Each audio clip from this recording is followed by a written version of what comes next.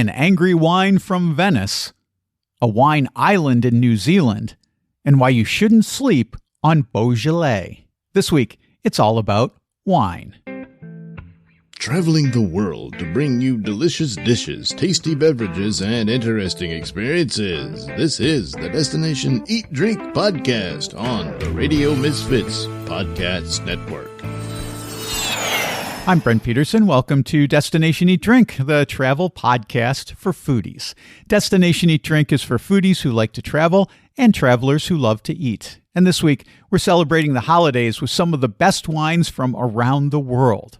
But first, if you're looking for a Christmas gift for the traveler on your list, check out my foodie travel guides. I have ebooks to foodie destinations in Spain, France, Italy, and much, much more. I also just published my new Lisbon foodie travel guide, updated for 2026. Download your favorite at buymeacoffee.com/destinationeatdrink, and thank you very much. Well, this is a special episode of Destination Eat Drink. It is our 7th anniversary. Believe it or not, we've been doing this every Friday for 7 years. 8th year kicks off next week. And the holidays are here, so I thought we'd do an episode on some of my favorite conversations about wine. We're checking out Beaujolais in France, some delicious grapes in Venice, Waiheke Island near Auckland in New Zealand, and Portuguese fortified wine. And I'm thirsty, so let's drink. Destination Eat Drink.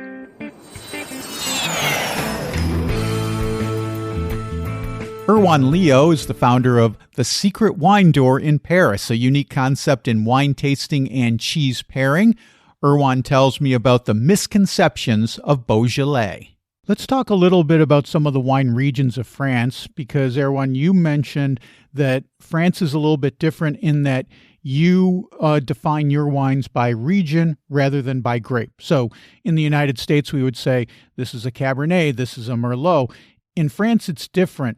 It's defined by these different regions. So let's talk about some of these regions. And the first one I want to ask you about is just throw this question up to you. What do you think is the most underrated wine region of France? There is quite a few. There's quite a few. So to your first point that you were saying, indeed, for us, it's per regions, and each of the regions grow certain grapes. So for example, if you know you like Pinot Noir back home in the US, in France, you should ask for a red Burgundy. There is other regions that does Pinot Noir, but this is the main region that does Pinot Noir, and you know you're going to get your Pinot Noir. If you ask for a Pinot Noir in a restaurant in France, most people will not understand what you're saying. If you go to a random bistros, they would just look at you and like, what are you saying? So just to for the fact that for us, we're by region. And right now, I mean, there is quite a few. The one I have in mind, it is growing a bit. It's more the Beaujolais region, I would say. Everybody talks about Burgundy, and Beaujolais. I see more and more interest towards it, but I still think it's very underrated. And I'm quite convinced that in the next few years, it's going to be one of the next biggest regions that is going to sell the most. It's still extremely accessible. You can get incredible wines for amazing value for money. And for me, Beaujolais, which grows Gamay grapes mainly, which is slightly lighter than Pinot Noir. But if you're looking for very light red like Pinot Noirs, and don't want to break the bank, Beaujolais is clearly the region to go for. I have to admit, I don't know a lot about Beaujolais other than, and maybe this isn't even true anymore, Beaujolais is typically a very young wine. Is that still the fact? No, so that's the thing, right? That's in Beaujolais, you have kind of two types of wine. You have the Beaujolais Nouveau, which I think that's the one you're mentioning, that it's a new young wine that releases on the first day of November. It's kind of a big marketing campaign in France and towards the world as well. In Japan, it's massive. In the US, it falls just before Thanksgiving, so it's also quite big. And those are the young wines, which they're not necessarily looking, at least in the past, they're not necessarily looking for quality, but much more of quantity. And it's really a big marketing thing behind it. And lots of people are going to try it. They're going to say, no, that's not my palate. But there is all the older wines from Beaujolais, which kind of suffers, I would say, from the fame of the Beaujolais Nouveau. Those wines that I'm mentioning, the normal Beaujolais or Cru du Beaujolais, they take about a year to make. They're not that young. They can be kept actually for many years as well. And those are incredible wines. But since they suffer a bit from the fame of that Beaujolais Nouveau that I was saying that has strong marketing, those people, they cannot increase too much their prices. And therefore, you get an incredible value for money. For me, when you look for Beaujolais, what I like to look for is more, not necessarily the Beaujolais Village, but more the Cru du Beaujolais, which are 10 small villages, which are the highest class Beaujolais, like Morgon, Moulin-Vent, Brouilly. Those are the villages that make top quality wines for, honestly, 15, 20 euros. You get dollars, you get incredible value for money. Monica Cesarato is a foodie tour guide who knows more about the food and wine of Venice than anyone I know. She tells me about the Veneto wine region and the varietals we should look for when we visit. So you mentioned Ombra, which means the small glass of wine that you would get when you go into one of these bars. Last time I had you on, we talked at length about Prosecco, which is the sparkling wine from the Veneto region. Today, I'd like to talk about some of the different wines, the still wines, the red wines, the white wines. Yeah. What can we expect? What kind of wines when we go into one of these Baccari? First of all, I wanna explain something that I always do when I do my tours as well. Is trying to make people understand the importance of the Veneto region, and by Veneto region, I just don't mean Venice, but all the other provinces. So Vicenza, Verona, Treviso, Padua, Rovigo, and Belluno. The Veneto region is, as well as being one of the biggest regions in Italy, is also the biggest producer of wine in Italy, with over 11 million hectoliters per year. 70% is whites, the rest is red and a little bit rosé. And we are the region in Italy with the highest number of native grapes. And by native grapes, I mean that they only exist here and nowhere else in the world. So in Italy, if you know anything a little bit about wine, you can have a Nebbiolo, you can have a Barolo, a Barbera, you can have a Chianti, Montepulciano, Brunello. You call it what you want, a different region, different names, but it's always the same grape, the Sangiovese. In the Veneto region, we don't have a Sangiovese at all. We got more than 40 red native grapes and more than 40 white native grapes. Okay. So, and we're talking about grapes have been growing here for centuries, for millenniums, because we're talking about at least 1700 before Christ. That is a long time. The Veneto wines were already famous with the Latins, with the Romans, Some of the grapes that you should definitely try is, for the reds, Araboso. That is is a new wine, as in when you drink is new. Is a very old wine, but the word raboso comes from the word rabbioso in Venetian, that means angry, a bit fiery. Because when you drink it, it's got a little bit of a peppery taste, and it's a very stringent, very sour. Okay, well, not sour as vinegar, but it's on the sour side. Okay, but tangy, and is slightly sparkling, even though it's not sparkling wine. It's a naturally fermented new wine. And that people, when I introduce this wine to everybody, people love it. It is really, really different from any other wine. Refosco, that's another grape that comes from the Veneto region that is very good and is not very well known. Obviously, the Valpolicella, both the Amarone and the Valpolicella Ripasso. Then from the whites, you have, of course, the Soave. You have a Garganega, you have a Lugana, you have a Ribolla Gialla, you have a Malvasia. I think we could stay here about an hour talking about Veneto wine. We should do another episode. We could do a whole episode on this, right? Yeah. But as I say, I think what I can say to you, this is the best way to do it when people come to Venice. And this was a tip that was given to me by one of my sommelier teacher when I was doing my sommelier course, was that when you walk into a restaurant, this should be applied anywhere in the world, okay? When you go to a restaurant, you should always, first of all, decide what you're going to eat. Then you ask the maître, you're going to tell the maître what you're going to eat. You're going to tell him what type of wine you like. Not as much as red and white, but just tell them if you like fruit, if you are acidic, if you want it dry, whatever. Then you tell them your budget, and then you tell them you want a local wine. This allows them to give to you the best wine for your meal and for you to try some amazing local wines. That's it. That's my tip. Good advice. not just in Venice, but wherever you're going. This is good advice. Drink the local wine because this is also what they're most familiar with, so they can give you a better guidance. Yeah, but not only that, think about it. The wine was grown in the same area where the food was grown. So they got the same minerals, the same nutrients. So, and they come from the tradition of the history of the place. So obviously they go hand in hand. L. Armin Jones is the brains behind the New Zealand food tour company, The Big Foodie. Elle tells me about the unique wine island of Waiheke. Elle, you brought up Waiheke Island, so that's probably a good place to start. Just wine in New Zealand, wine in general in the Auckland region. Now, I should tell folks we're dealing with a 12-hour time difference because I'm here in Portugal, you're in New Zealand, obviously, and so that means that for me, it's wine o'clock. It's evening time. For you, it's, first thing in the morning. So I don't want to make any presumptions. And no judgment, but I'm thinking it's probably not wine o'clock where you are, even though it's wine o'clock where I am. But still, let's talk a little bit about wine in the Auckland region and Waiheke Island. Well, I'm actually, funny enough, talking about wine, I'm staring at a bottle of Sauvignon Blanc, which Perfect. It is 7:05 a.m., but I'm not going to open it up. I live on the northwest side of Auckland in a property called Vineyard Cottages, and this was actually built by a guy called Bill Spence, who brought Sauvignon Blanc to New Zealand. So we're surrounded by wine. We have our own vineyard here. You can come and stay with us. We have 7 cottages. And we're out in the Kumeu wine region, which is the oldest wine region in New Zealand.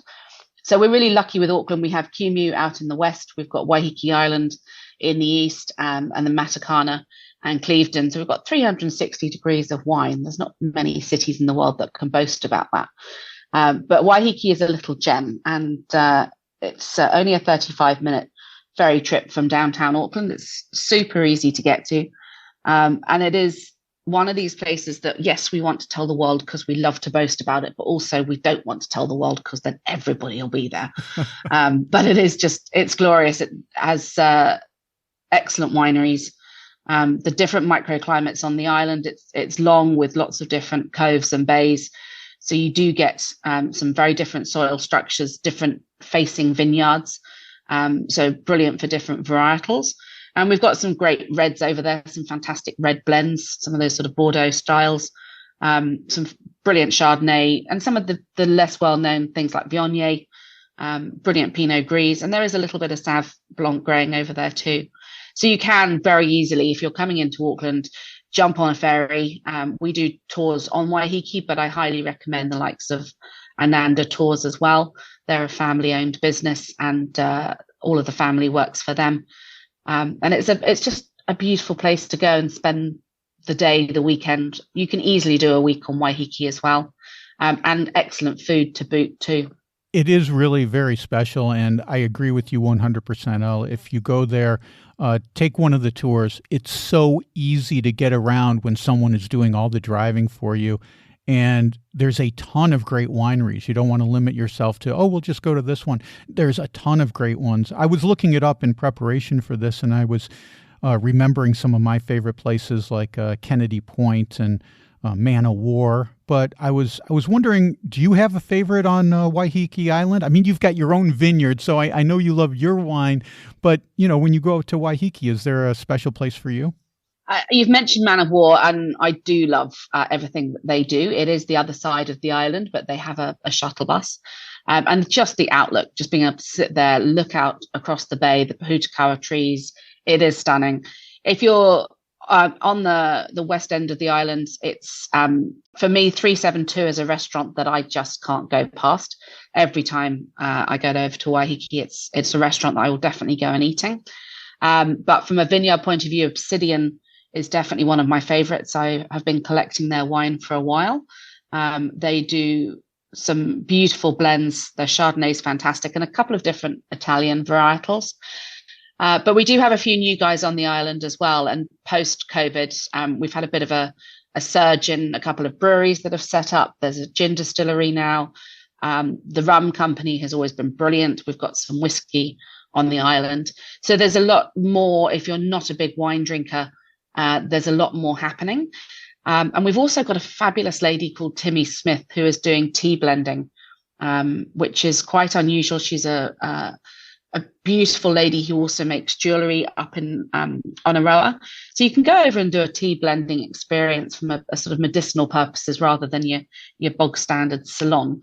So there is lots more to do that's arrived post the last few years.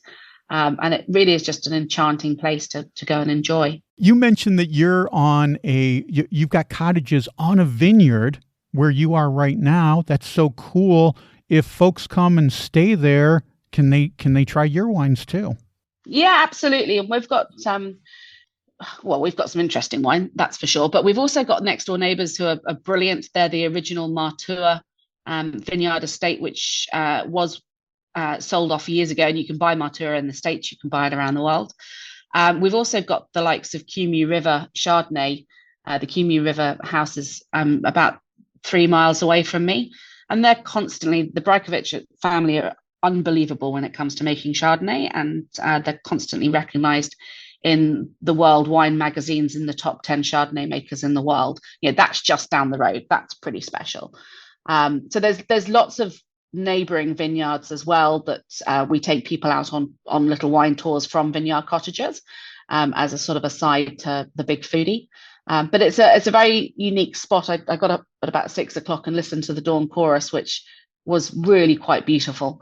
So I highly recommend people coming to Auckland, come out and stay with us for a night as well. Do your city thing. We'll pick you up in the minibus and bring you out here. It's rather special. Kat Neville is the creator and host of the award-winning TV show Tastemakers. She tells me about a delicious dessert of pears poached in port wine. One thing that I really like about this season is that you do, at least the episodes that I saw, you do a little cooking segment on each episode. And on the winery one, you made something that looked fantastic. You made poached pears, poached them in wine with adding some port wine and adding a Stilton cream sauce, and it's like port and blue cheese and pears, and oh my God. Yeah. So I mentioned I've been doing this for a while, and I used to do, when I was the publisher of a magazine called Feast Magazine, I used to do a show called Feast TV that aired regionally across the Midwest. And that always included, I did like 8 seasons of it, and it always included a recipe that I would develop. And the first couple seasons of Tastemakers did not include that recipe. But I just feel like you can tell these stories, but then, you're watching it at home or you're watching it on your phone or whatever. And, it's like, okay, but how does it relate to me? And I think a lot of it is, well, get in your kitchen. You can cook with honey, you can cook with wine and drink the wine, obviously. But so again, it's like, it's another touch point. So for each episode, what I do is I go back to the kitchen and you're right. I made, poached pears with a Stilton cream and candied walnuts. And I paired it with a lovely ruby port, not a tawny port, a ruby port. And it was delicious. And for the bee episode, for the honey episode, I made, like fried chicken with a hot honey and peanuts and cilantro. And it's just fun. I think that the recipes are, like I said, are just one other way for people to relate to the content and see how they can bring it into their own lives. Like, even if they aren't going to become an urban beekeeper, they can go to their local farmer's market or grocery store that carries local stuff, and they can get some local honey and cook with it. We live in a region of Portugal where it's actually, in my opinion, one of the great underrated winemaking regions in the world. Definitely in Portugal, but in the world. And they make a varietal here of fortified wine that's similar to port. It's called Moscatel, using the same process, but it tastes a little bit different. And I was watching this because we take our Moscatel, we'll drink it straight, or we can make Moscatel cocktails, Moscatel tonics and things like this. But I was watching the episode and I was thinking, poached pears with Moscatel. I got an idea here with a little Portuguese cheese. I think I'm going to adapt a Portuguese version of this from Kat's show. So I love it. That's awesome. And it's so easy. I'll let you know what the results are. Please do. So, we talked about winemaking in Missouri, and you talked about some of the history of it, but you made a full documentary, and I watched the documentary of winemaking in Missouri, and the history was fascinating, like you talked about, and we'll have a link to that in the show notes. But folks can watch it on YouTube. It is fascinating. Anything else that you want to mention about winemaking in Missouri? Well, I mean, it really is a fascinating history. And again, it's kind of like this little known wine region that has had a global impact. I mean, back before Prohibition, Missouri was one of the largest winemaking regions in the country, and it was exporting wine around the world, particularly out of Hermann, Missouri, which is, if your listeners are ever looking for like an idyllic little wine country surprise in the middle of the United States, Hermann, Missouri is charming. But beyond that, what's really interesting, and I won't get too far into it if your listeners want to learn more about it, but there's a bug called phylloxera. It is a louse, a plant louse. And I mentioned international intrigue earlier in our conversation. So this plant louse, essentially, because the steam engine was invented, as root cuttings were being, shipped back and forth across the seas, from America to European winemakers, like these French winemakers were taking American vines and planting them to experiment with them and see what was going on. And they unwittingly introduced phylloxera to Europe, and it almost devastated the entire European winemaking industry in the middle of the 19th century.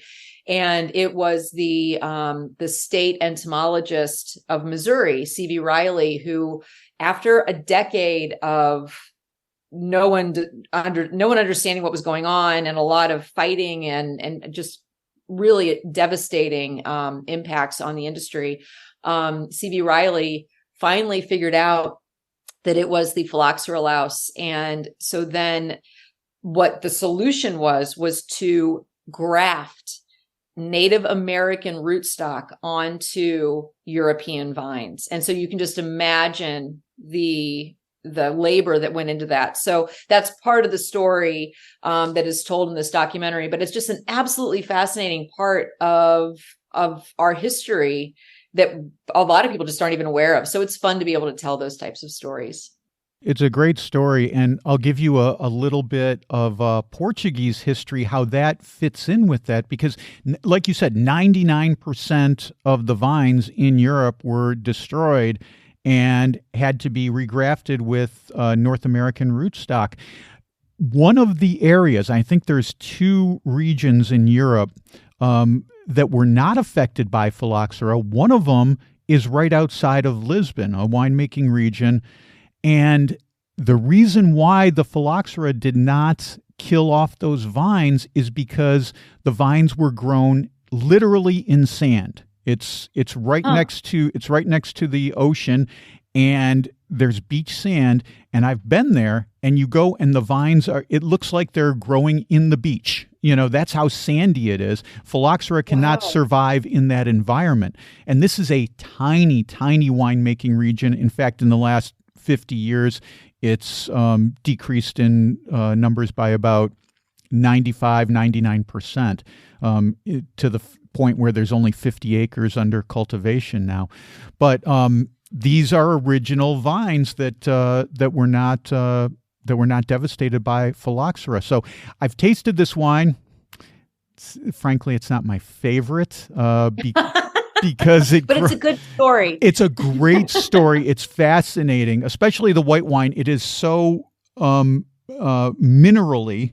I don't think that's a word, but no, it is. Yeah. That it is in wine. Yeah, wine has lots of words that aren't words. Yeah, it almost has a salinity. It almost tastes salty, which is not favorable on my palate. The red tends to have stronger tannins, so it can mask that that salinity a little bit more. But anyway, that's an interesting side note to what you're talking about with the phylloxera and Missouri's history with that.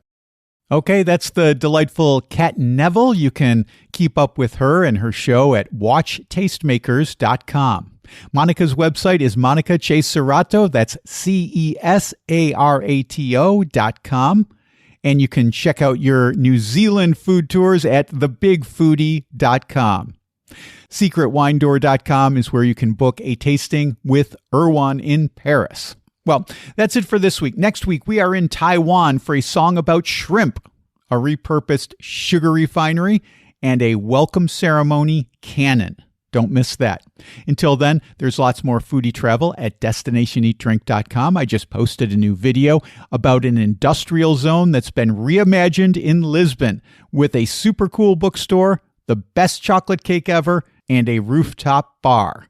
Watch that by clicking on the video tab at DestinationEatDrink.com or by going to my YouTube channel. That's youtube.com/@DestinationEatDrink946.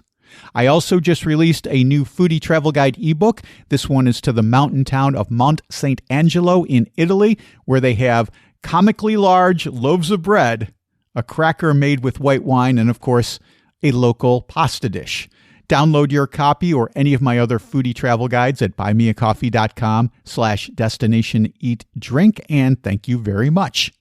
Destination Eat Drink is distributed by the Radio Misfits Podcast Network and Ed Silla. Thanks, Ed. I'm Brent Peterson, and I'll see you for the 8th year of Destination Eat Drink down the road. Join us next week for another culinary adventure on Destination Eat Drink, a presentation of the Radio Misfits Podcast Network.